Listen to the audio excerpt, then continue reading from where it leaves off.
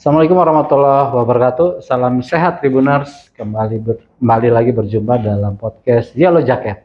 Kali ini kita bersama mahasiswa istimewa, mahasiswa berprestasi pengabdian masyarakat FISIP UI Ilmu Politik, Nurisa Kitana. Betul. Assalamualaikum. Waalaikumsalam. Mbak Risa. Selamat sore. Cantik ya? Kayak saya enggak lah, saya ganteng. Tribuners, Nurisa ini adalah mahasiswa berprestasi. Kenapa berprestasi? Karena dia mempunyai kalau kita sebut program pengabdian masyarakat di bidang ODGJ apa sih? Orang dengan gangguan jiwa. Orang dengan gangguan jiwa. Bisa diceritakan nggak? Boleh. Jadi saya izin cerita ya teman-teman ya tentang dari awal sampai saya dapat mahasiswa berprestasi itu ya. Jadi dari yang sebelumnya kan saya bilang kalau saya SMA ikut banyak kegiatan sosial ya. Nah, ikut banyak kegiatan sosial jadi relawan. Begitu selesai masa tugas relawan, biasanya itu ada sertifikatnya. Nah, dari sertifikat itu saya kumpulin awalnya. Terus saya ikut lomba, terus dapat apresiasi dari Kemenkes tentang relawan digital kolektor data IGD rumah sakit se-Jawa Bali. Saya juga dapat juara Social Project Ideas Competition juara 3 nasional. Nah, dari situ itu termasuk portofolio saya gitu. Itu juga yang membawa saya untuk terus kecanduan lah ini ya. Soalnya prinsip saya udah kecanduan udah main hati nih kayaknya. prinsip hidup saya tuh sebaik-baiknya manusia adalah manusia bermanfaat bagi orang lain. Keren. Jadi sampai sekarang di kuliah ini saya juga ikut banyak kegiatan relawan dan komunitas sosial. Karena kemarin dilombakan ya juara 3, itu saya bersama 2 teman saya awalnya nasional. Awalnya kami emang setelah lomba selesai pengennya, tapi ternyata tadi kecanduan. Akhirnya sampai sekarang bikin platform atau komunitas lah, komunitas sosial namanya Gandeng ODGJ. Jadi Gandeng ODGJ ini awalnya di Madiun Raya di Magetan sana. Kami sering melakukan banyak kunjungan ke panti rehabilitasi mental. Oh, ada webnya tuh? Nggak ada, belum ada, semoga ada. Biasanya kita main sosmed. Lanjut. Di Madiun Raya sana, terus kami sering kunjungan, sering kasih sembako dan lain-lain. Tapi kami merasa kayak, kok kayak kunjungan aja ya, harus ada sesuatu yang unik gitu. Resepnya adalah be unique. Apa tuh? Be unique. Jadilah unik. Harus punya keunikan gitu. Kirain bahasa gaul gitu. Enggak. Nah, dari situ akhirnya kami punya kepikiran untuk gimana kalau kita berdayakan aja gitu. Karena kami lihat ODGJ selalu dipandang sebelah mata, pasti ya. Padahal kalau ngobrol sama beliau-beliau itu ya ngelantur itu pasti. Tapi sebenarnya banyak cerita-cerita selama masa hidup beliau yang kalau kita dengerin tuh, oh iya. Itu bener nggak sih itu ngomongnya? Ya kami nggak tahu benar atau enggak ya, kami kata teman-teman di panti itu jangan percaya sepenuhnya. Tapi ya udah apa yang dia omongin anggap pelajaran aja. Kami kasih pemberdayaan tuh. Terus setelah itu long story short kami sebesar ini gitu. Ya belum besar sebenarnya, tapi kami merasa kami lebih berprogres daripada awal waktu kami SMA. Setelah lulus saya di Jakarta. Teman saya satunya cewek kerja di Kediri waktu itu, atau Nganjuk kalau nggak salah, saya lupa, Kertosono. Satu yang cowok tetap stay di Madiun. Jadi ada 3 daerah, kita mau lanjut nggak gitu. Kalau lanjut kita udah pisah gitu. Udah nggak usah lanjut gitu. Awalnya gitu. Tapi terus ternyata ada solusi. Kenapa nggak kita bikin aja sendiri-sendiri di daerah masing-masing gitu. Gitu. Jadi akhirnya ada Gandeng gitu ya. Ada Gandeng ODGJ Jabodetabek, ada Madiun Raya dan Kediri Raya. Berarti Risa Jabodetabek? Iya, koordinator Jabodetabek. Nah, setelah itu kami juga meluaskan lagi ke Jember dan Bondowoso kalau nggak salah.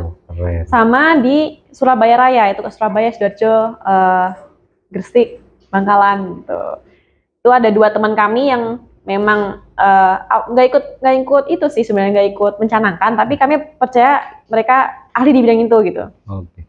Mereka bisa bantulah intinya. Sekarang boleh tahu nggak relawannya itu berdiri tahun berapa tadi? 2021 akhir. 2021 Desember 2021. Itu Awalnya bertiga ya? Awalnya bertiga. Sekarang berlima, intinya berlima. Terus relawannya jumlahnya berapa? Relawannya jadi kami per event selesai gitu. Per event rekrut relawan, lalu selesai. Bukannya relawan harus ikut terus, itu enggak. Tapi kalau ada kegiatan kami selalu share. Mau ikut nggak, mau ikut nggak, mau ikut nggak. Dan uniknya, karena pengalaman saya dulu ya, waktu SMA sering jadi relawan termuda ya. Dan saya merasa paling kecil. Jadi saya, iya paling kecil di teman-teman saya tuh udah pada kuliah dan lain-lain. Oh iya. Jadi saya merasa saya terbuka untuk teman-teman pelajar. Jadi anak-anak SMA kalau mau ikut, ayo, nggak ada kriteria tertentu kalau mau ikut. Yang penting mau bantu orang, mau amanah gitu aja. Jadi banyak relawan yang anak SMA, walaupun ada juga yang udah kerja, kuliah dan lain-lain. Total sampai sekarang ada 160 sampai 180-an relawan. Wih, banyak juga ya. Keren memang kecil-kecil nih. Kita. Dan berita bahagianya lagi, karena selain ada pemberdayaan, kami tuh selalu kampanye. Kampanye say no to pasung gini. Oh, say no to pasung. Artinya jadi, apa tuh? Katakan tidak pada pasung, kami menolak pemasungan. Karena pemasungan tuh kami anggap kayak perlakuan bukan untuk manusia gitu loh.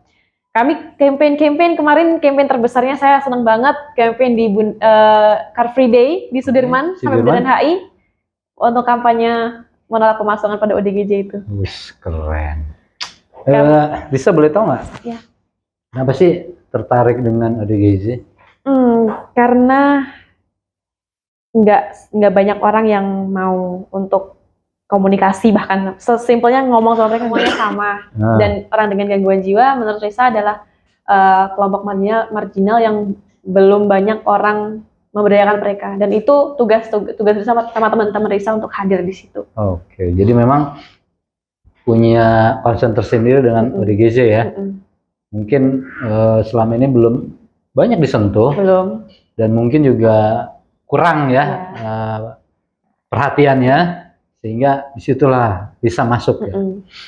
Sebenarnya saya mau cerita lagi nih, tadi ketinggalan. Apa tuh? Tadi ketinggalan. Saya sudah berita bahagianya ya di Gandeng ODGJ itu sudah ada lebih dari 10 kolaborator. Wih, banyak dong ya.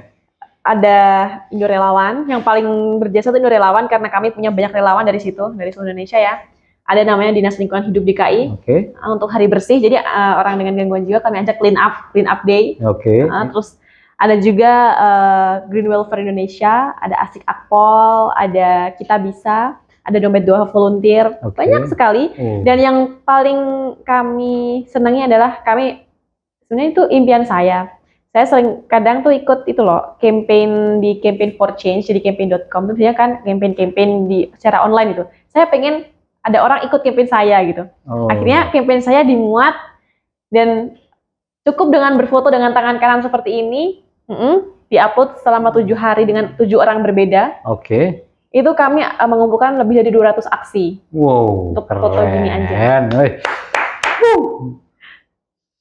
Say no to pasung. Say no to pasung. Betul. Jangan pasung hatimu. Risa, dari sekian ODGJ yang sudah diadvokasi, boleh tahu nggak sih sejauh mana perkembangan mereka? Jadi ketika kita memberdayakan orang dengan gangguan jiwa itu dikasih pelatihan, kayak misalnya budidaya ikan dalam ember, terus dikasih pelatihan budidaya sayur dan buah, terus dikasih PHBS, terus menggosok gigi dan lain-lain lah, pokoknya kegiatan-kegiatan bermanfaat gitu ya. Nah itu kadang tuh kami kontrol selama 3 bulan. Gimana perkembangannya? Gimana saya udah besar belum gitu. Terus akhirnya gimana orang dengan gangguan jiwa terlibat nggak dalam itu ya, program kami kasih ya. Nah program itu kan kami kasihnya, program itu kan dari donatur ya, dari donatur kami galang dana secara online. Nah terus sejauh ini progresnya adalah yang belum terlalu signifikan, maksudnya orang dengan gangguan jiwa masih ada di panti tersebut, masih ada di situ. Tapi yang bikin kami senang adalah berita-berita seperti teman-teman orang dengan gangguan jiwa sudah ada yang bisa bantuin bikin pos satpam. Wih, keren. Teman-teman dia bikin sendiri tuh? Enggak, bantu. ODGJ juga udah ada yang bisa berkebun, petik-petik buah.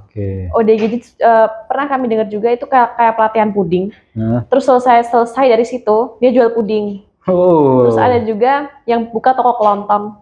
Bahkan ada yang mengabdikan dirinya untuk panti di mana dia bisa sehat gitu. Oh. Jadi relawan di panti itu gitu. Jadi dampaknya luar biasa ya, udah banyak yang ya Semoga. kategorinya baik lah, fine ya.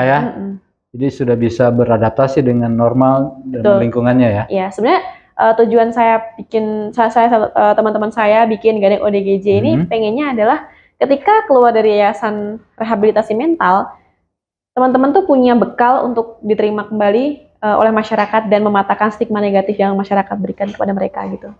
Kalau ODGJ itu dari usia muda sampai tua ya? Iya, biasanya yang paling muda saya temui adalah 18 tahun. 18 tahun ya. Yang paling lansia banyak ya lansia. Ada suka duka-dukanya? Ada. Kebetulan kami selalu minta orang dengan gangguan jiwa yang sudah hampir sembuh. Kan teman-temannya sudah sembuh lah, penyintas lah. Karena biar komunikasinya nyampe ya. Kan memang komunikasinya spesial ya, dan semoga nyampe itu dengan yang sudah hampir sembuh. Suka dukanya ya, kalau dukanya adalah kekhawatiran dari yayasan malah. Kalau saya ngobrol ya, teman-teman yayasan tuh kadang ada yang nungguin di belakang saya. Maksudnya jangan ditungguin lah, saya juga pengen ngobrol. Tapi Mbak, kalau nggak ditungguin nanti takutnya meludah ke Mbak. Gitu ya. Atau pegang hal yang tidak semestinya, atau jahat ke Mbak, intinya gitu loh. Ada khawatir. Itu dukanya di situ. Sebenarnya enggak kan? Enggak, selama ini enggak. Terus dukanya adalah ngomong tuh harus ngomong kayak ke anak-anak kecil gitu loh. Harus sabar. Jadi, dan kita kalau misalnya pernah tuh, kan kita lagi lukis-lukis di tote bag kain ya. Nah, beliau kami suruh ngelukis sesuai dengan emosinya. Malah beliau gambar muka beliau sendiri gitu. Jadi komunikasi, yang dukanya komunikasi. Tapi itu tantangannya di situ. Tapi sukanya adalah melihat beliau senang gitu aja udah suka. Risa, ini kan udah bermain hati ya dengan ODGJ. Apa harapan ke depannya? Harapan ke depan adalah semakin banyak orang dengan gangguan jiwa yang tersenyum dan bisa diterima oleh masyarakat kembali. Apa tuh yang dengan cita-cita itu apa yang akan dilakukan?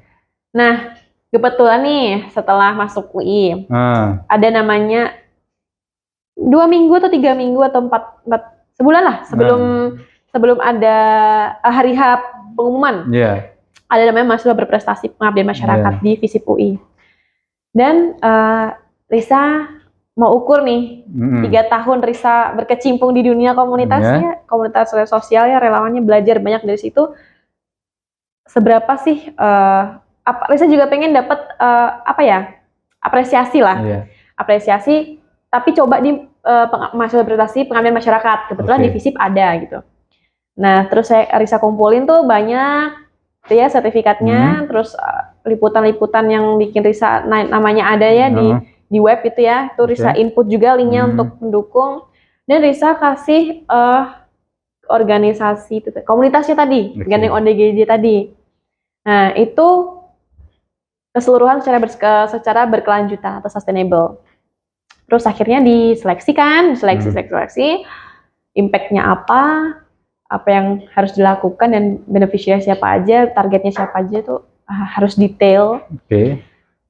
Ternyata itu dari 3 tahun ya berkecimpung di dunia komunitas sosial dan relawan, selain bisa masuk UI tanpa tes dan gratis, Risa juga dapat mahasiswa berprestasi pengabdian masyarakat FISIP UI tahun 2023 di semester kedua, jadi di tahun pertama kuliah.